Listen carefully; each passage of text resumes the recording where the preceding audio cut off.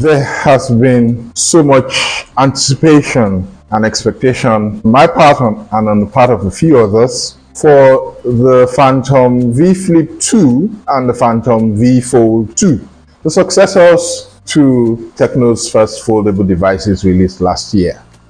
I have the Phantom V Flip, the original Phantom V Flip here, and as you can imagine, I had been looking forward to the announcement of the successor, the V Flip 2.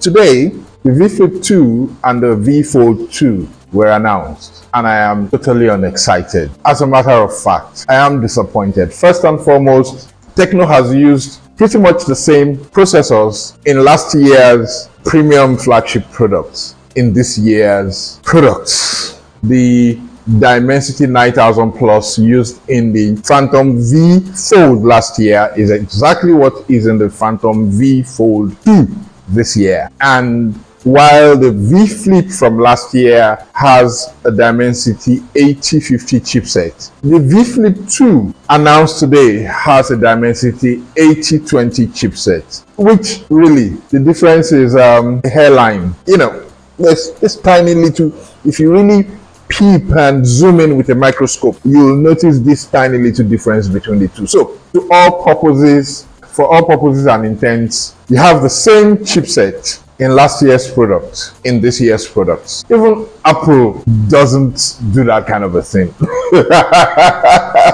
I mean, Apple gives you the same shell pretty much, you know, moves a few things, changes a few lines in the design, but they still give you a better processor. And TECNO says that the Phantom series are premium products, and then does this kind of a thing. Nah, I'm totally unimpressed. All thoughts of upgrading my V Flip to the Flip 2, nah, out the window. In good news, the V Fold 2 is lighter, is thinner, has a few minor upgrades that you might or might not notice. Now, the best part of the V Flip 2 is that it gets rid of this useless circular display. This display, for all purposes and intents, is useless. The only thing it's good for is for taking selfies with the main camera. Apart from that, you can't access any app, you can't read incoming messages, you can tell the time, but then you have your smartwatch or wristwatch for that. Thankfully,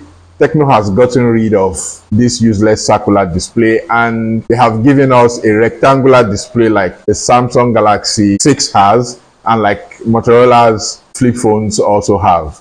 Apart from that, you get faster charging, 70 watt faster charging, which is better than the 45 watt charging on the V Flip and the V Fold. The V Flip 2 also has a bigger battery. This time it's 4720 milliamp hour capacity, and that's good. I like that. You know, that's great. Again, why will you use the same chipset, the same processor in last year's products in this year's products for what you call a premium smartphone range?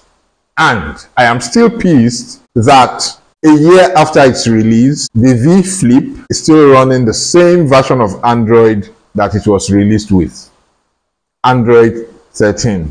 What's the incentive to upgrade really? What's the guarantee that the V Flip 2 and the V Fold 2 being released this year will get any updates either? Please. Let's move on. I'll see you next time.